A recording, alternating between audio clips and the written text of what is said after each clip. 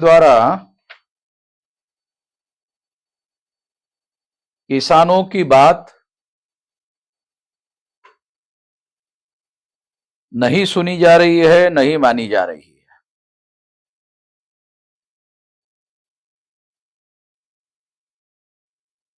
अन्नदाता के तौर पर प्रशंसा कर रहे हैं,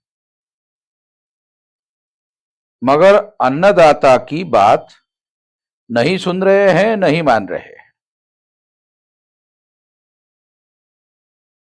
ऐसा क्यों हो रहा है? क्योंकि केंद्र सरकार को, आरएसएस भाजपा की सरकार को ऐसा लगता है कि पिछले बार किसानों ने आंदोलन किया था, इसके बावजूद भी हमने चुनाव जीता। यदि किसान अभी आंदोलन कर रहे हैं तो पहले जैसे हमने चुनाव जीता वैसे आगे भी चुनाव जीतेंगे, तो किसानों की सुनने की, मानने की क्या जरूरत है?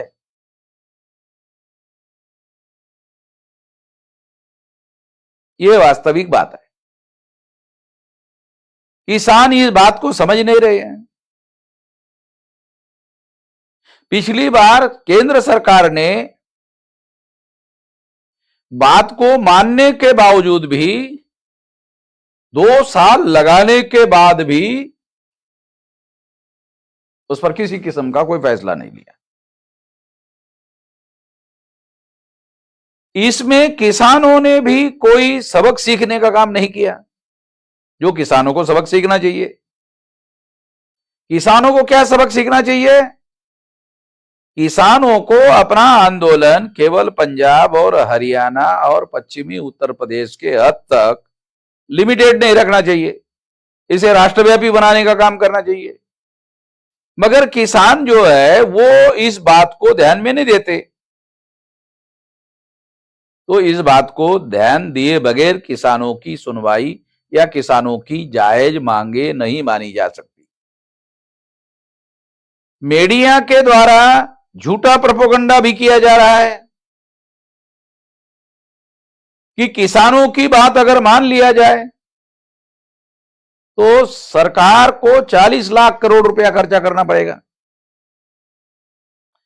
यह झूठा प्रोपेगेंडा भी किया जा रहा है। ये 40 लाख करोड़ रुपया खर्चा करने की जरूरत नहीं है।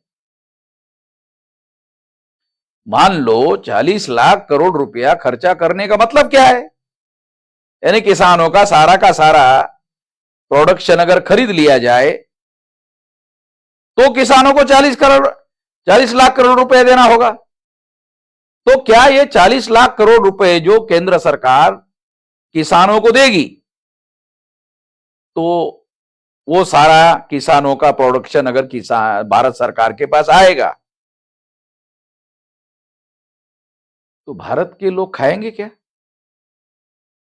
भारत के लोगों को खाने के लिए फिर खरीदा हुआ माल भारत सरकार को, फिर ग्राहक को, कस्टमर को देना होगा।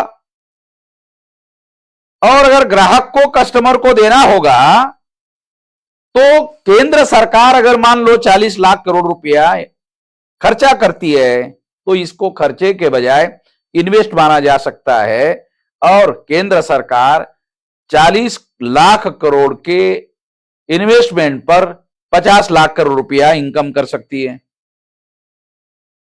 अगर ये खरीदा हुआ माल जो भारत सरकार के नियंत्रण में रहेगा और वही माल अगर मान लो केंद्र सरकार मार्केट में अपने पास से सप्लाई करती रहेगी तो निश्चित रूप से इस पर 4-5 लाख से लेकर 10 लाख करोड़ रुपया अतिरिक्त कमाने का काम भारत सरकार कर सकती है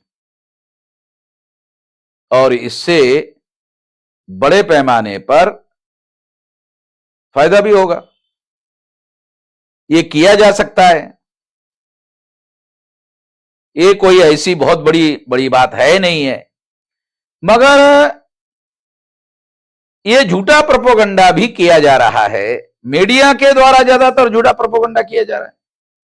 जो मीडिया और जो channel pro BJP, pro RSS के है, वो ज्यादातर इस तरह के काम में लगे हुए हैं, ऐसा मुझे लगता है।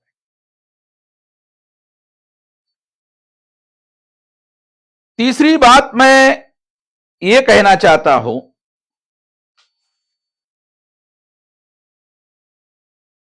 वो ये है कि अभी बड़ी खबरें जो हैं टीवी पर आ रही है कि देश के प्रधानमंत्री अबू धाबी में गए और वहां हिंदू मंदिर का उद्घाटन कर रहे हैं। ऐसा प्रोपेगेंडा टीवी वाले कर रहे हैं, मगर वो मंदिर स्वामीनारायण संप्रदाय का मंदिर है और ये जो स्वामीनारायण संप्रदाय वाले हैं ये घोषित रूप से अपने आप को हिंदू नहीं मानते, मगर मीडिया वाले उसको हिंदू मंदिर हिंदू मंदिर हिंदू मंदिर के तौर पर प्रचार कर रहे हैं। वो घोषित रूप से अपने आप को हिंदू नहीं मानते। तो इसे जानना समझना बहुत ज्यादा जरूरी है, इसलिए ये बात हम आपको बता रहे हैं। गुजरात में दयानंद सरस्वती हुए हैं जिनका कार्य क्षेत्र हरियाणा पंजाब रहा है। उन्होंने ये कहा और रिकॉर्डेड बातें हमारे पास एविडेंस के रूप में है, वो ये है कि दयानंद सरस्वती ये कहा करते थे कि हिंदू मुसलमानों की दी हुई गाली है और हमें ये बिल्कुल बर्दाश्त नहीं है, हम इस बात को मानने के लिए राजी नहीं है। नरेंद्र मोदी भी गुजरात के हैं, दयानंद सरस्वती भी गुजरात के हैं।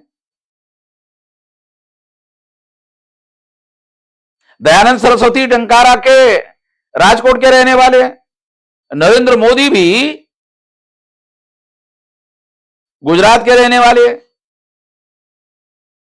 और दयानंद सरस्वती ने कहा कि हिंदू मुसलमानों की दी हुई गाली है, ये हमें बिल्कुल मंजूर नहीं है। मैंने भी इसके पहले कई बार कहा कि हिंदू मुसलमानों की दी हुई गाली है, ऐसा दयानंद सरस्वती ने कहा है। तो ये लोग फिर प्रचार में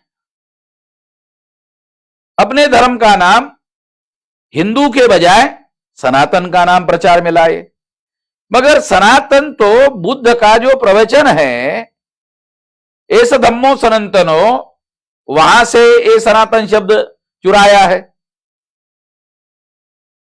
तो ब्राह्मणों को दूसरों से शब्द चुराने की क्या जरूरत है?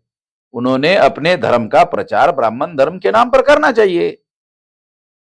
ब्राह्मण धर्म के नाम पर प्रचार करने से उनको अपना ओरिजिनल प्रचार करने का मौका मिलेगा। भारत के संविधान के अनुसार इसे ब्राह्मण धर्म के नाम पर प्रचार करने के लिए कोई अवरोध तो है नहीं। तो ये बात जानना समझना बहुत ज्यादा जरूरी है। अबू धाबी में जो मंदिर का उद्घाटन किया जा रहा है उसका प्राण प्रतिष्ठा ब्राह्मणों के हाथों से करवा दिया गया और उद्घाटन जो है वो मोदी के हाथों से किया जा रहा है। मोदी घोषित रूप से ओबीसी के हैं और ओबीसी को ब्राह्मण धर्म के अनुसार शूद्र कहा जाता है। तो क्या ऐसा है कि नरेंद्र मोदी वर्ण व्यवस्था में शूद्र वर्ण के होने की वजह से प्राण प्रतिष्ठा करने से उनको अलग रखा गया और केवल उद्घाटन करने के काम पर जो बाह्य आवरण का काम है वो करने के लिए उनको अलाउ किया गया? ये निश्चित रूप से विचार करने वाली बात है और इस पर निश्चित रूप से विचार करने की आवश्यकता है। लोगों को इसकी जानकारी होना भी बहुत जरूरी है। इसलिए ये बात खास तौर पर हम लोगों को बताने का काम कर रहे हैं। इसके पीछे लोगों की जानकारी बनाने का मकसद है, जानकारी बढ़ाने का मकसद है, जानकारी देने का मकसद है। किसी की भावनाओं को ठेस पहुंचाने का मकसद नहीं है कि वास्तविक रूप से क्या जानकारी है लोगों को मानना चाहिए। आखिरकार एससी एसटी ओबीसी कुंभी मराठा ये जो लोग हैं ये अपने को इनको ब्राह्मण धर्म के लोग हिंदू कहना शुरू करते हैं। तो क्या इनको हिंदू कहना चाहिए? क्योंकि दयानंद सरस्वती तो कहते हैं कि हिंदू मुसलमानों की दी हुई गाली है।